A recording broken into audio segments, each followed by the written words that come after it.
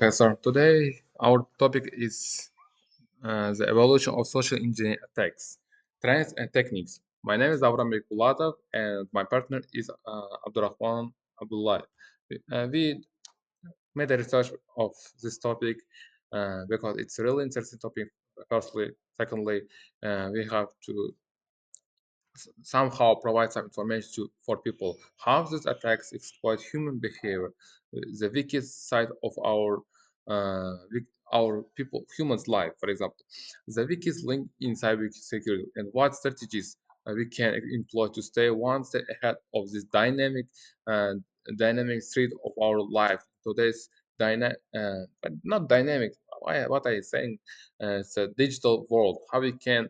Our goal is overcome the problem with knowledge and tools protect ourselves and your organizations or your personal data in an increasingly digital world, because in last 10 years or 5 years technology uh, have done really big evolution, um, and we made the research of many topics, phishing attacks, the historical context of social engineering. Because before the made the research of this topic, I saw the social engineering attacks, and even attacking sites came after the 2010, because after the first came to the world of digital world, for example, phones, devices. But my thought was incorrect, because, for example, social engineering is first appearance was in 2000,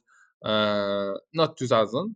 It was the first appearance in 1970s to 1980s. Social engineering took the form of phone freaking, where attackers manipulated telephone systems, networks, every data you have, email, to make free calls or access restricted networks by the.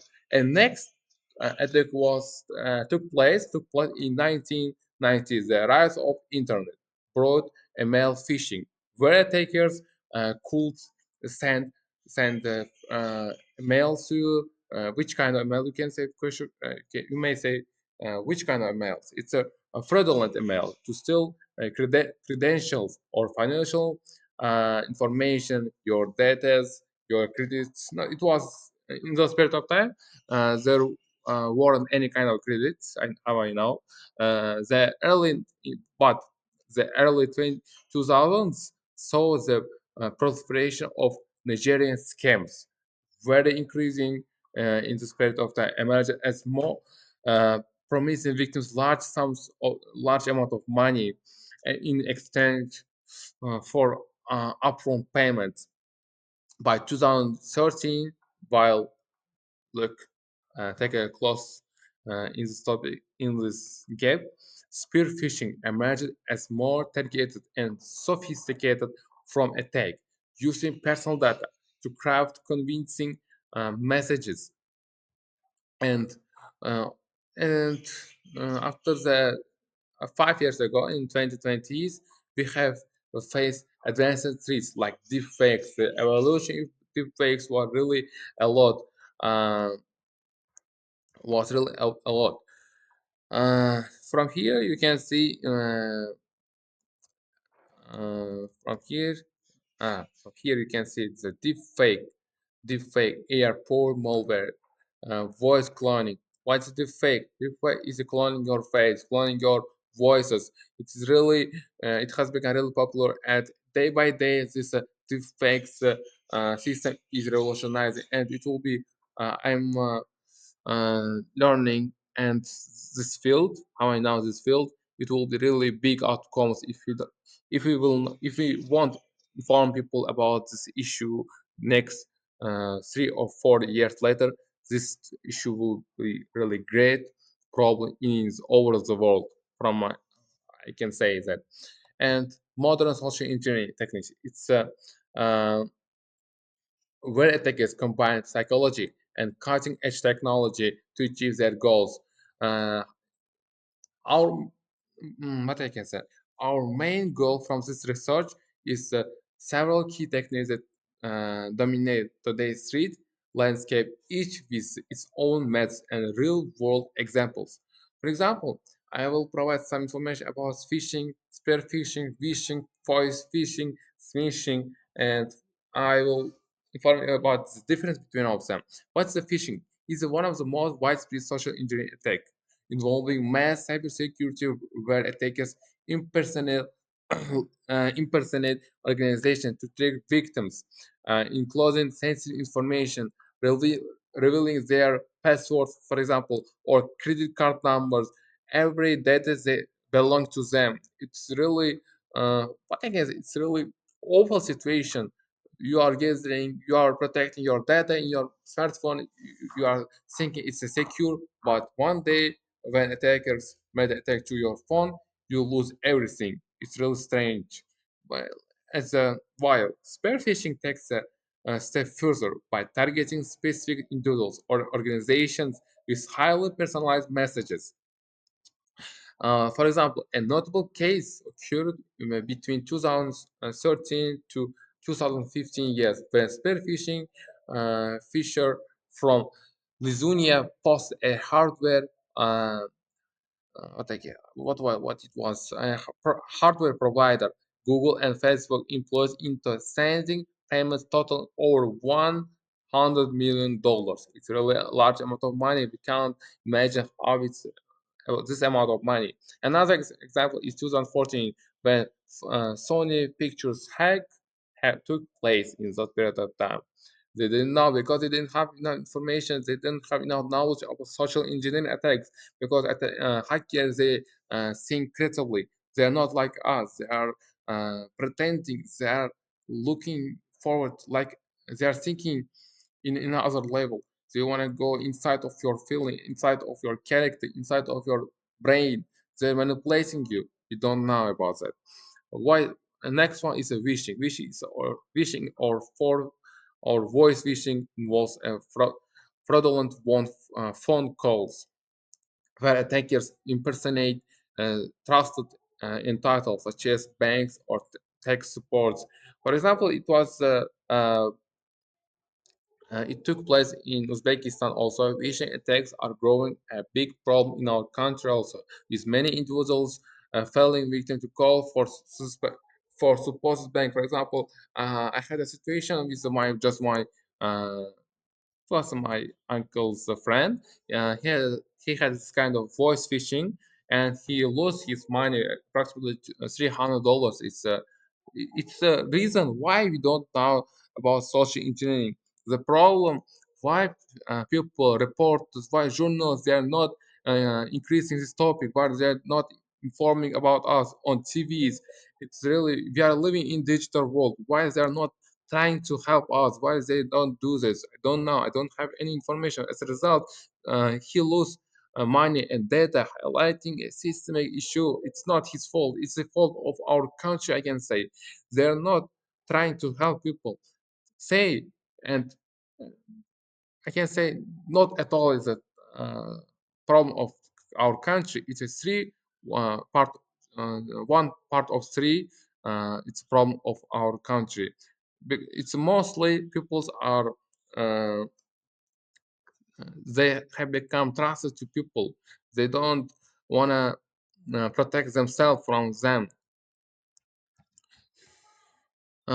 Here growth of history growth of historical content of social engineering.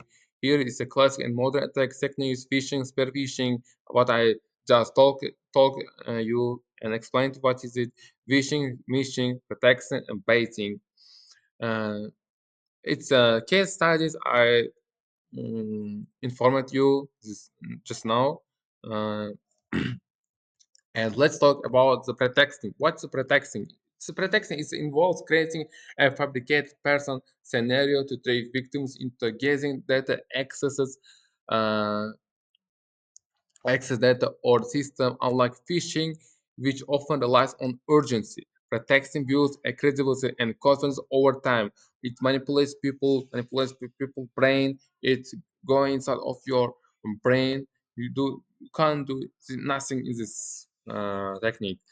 The best defense against attacks is internal verification. Employees should train it to question unexpected requests, questions by attackers, and they should stay informed about that. Use formal procedures to confirm identities, especially when handling sensitive data information. The last one topic I will discover you, and next topic will discover my partner is Abdurrahman. Business ML compromise is sophisticated attack where attackers impersonate executed. For example, here business ML compromise. What's the authority explanation, urgency, scarcity, reciprocity, and social proof? What is it? For example, common goals include tricking employees into sending money, changing account information, or sharing sensitive files. For example, an attacker might pose as a CO, I'm a CFO or CO one company, emailing the finance department to request an urgent $1,000, for example, wire transfer to a new vendor account. BEC relies heavily on social engineering rather than malware, making it difficult to detect with traditional security tools. It's a really good way, I can say. BAC is particularly prevalent in industries like banking, real estate, manufacturing companies. To encounter it, organizations should implement multi-factor authentication for email accounts, which will protect your data, your security, which will increase your security. It's really a useful way of protect from business email compromises. Strict verification protocols for financial transactions is the best method, I can say. Uh, okay, I finished my topic, and my partner Abdurrahman will continue this topic of social engineering, evolution of social engineering attacks and techniques. Thank you for your attention, Professor. Thank you for the semester. Goodbye.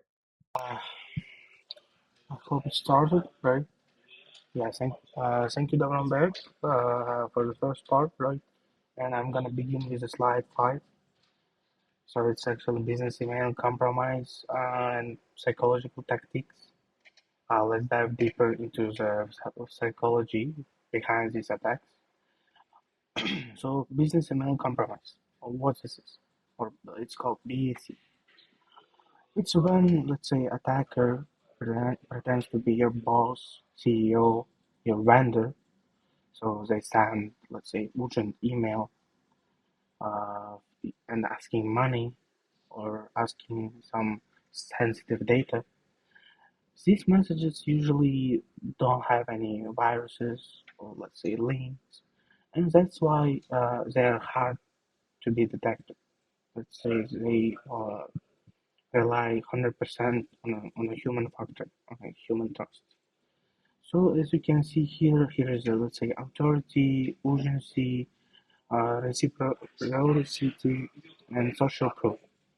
So what's the authority?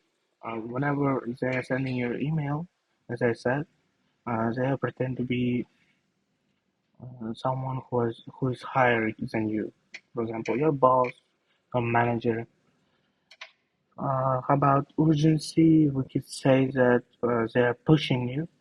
They're pushing you. Like let's say we need this done very quick in next hour, for example, or we lose a deal, or we lose the money. So about next one, offering favors to gain victim cooperation. For example, they could say, let's say, I helped you last time, so that person will feel some guilty, and they will say, all right, now you're helping me. So about social proof, we could say everyone, let's say, else doing that, why you are not doing, by using these all techniques. If we will combine them, it becomes, let's say, very hard to say no. That's why, let's say, we need to be aware of this. It's very important. So let's move to the slide 6 here. Emerging traits, let's say AI and deepfakes. So AI-powered malware, artificial intelligence by itself, it's being, let's say, used by attackers in new and many ways. Some malware can, let's say, learn how to bypass antivirus system, so your Windows will not be able to detect it as well, or let's say any operation system. About let's say deepfakes. So first of all, what is that? Deepfakes, it's let's say very real but fake videos or audio that created by AI. For example, in 2020s, a deepfake voice that sounded like a real CEO of the company was used to trick that one employee to transfer over to 2,200 euro. That's how it was counted. There have been videos, let's say, of Barack Obama as well, Tom Cruise as well, and they really looked like very real. Now imagine, let's say, fake a video of your boss asking you to send documents, right, or to send money to him, and you will not even realize that it's, let's say, fake video, deep fake, right? And you're gonna do that. I mean, it's scary, right? And it's not just, let's say, criminals using AI, it's regular people as well. They use it too, often without, let's say, realizing uh, or understanding the risk of it. For example, in Uzbekistan as well, many students use AI tools, right? Many people use it, and they do not know what kind of, let's say, personal data that AI is collecting. It can be used against you. Maybe they will be manipulating you as well. Of course, we must learn how to, let's say, use AI carefully, not just to, let's say, protect ourselves, but also to prevent misuse. So I think this slide is all. Let's move on to another one. Sounds defensive strategies to combat social engineering. So what we can do to avoid such situations happen. So first and first, we need to, let's say, train ourselves or our employees, educate them to social engineering, right? People need, let's say, regular training to recognize this all tricks. One good, let's say, session can make a huge difference. So second, verification protocols. Always, we need to always double check messages, especially those who are asking for money or passwords or personal data, right? Let's say if that person is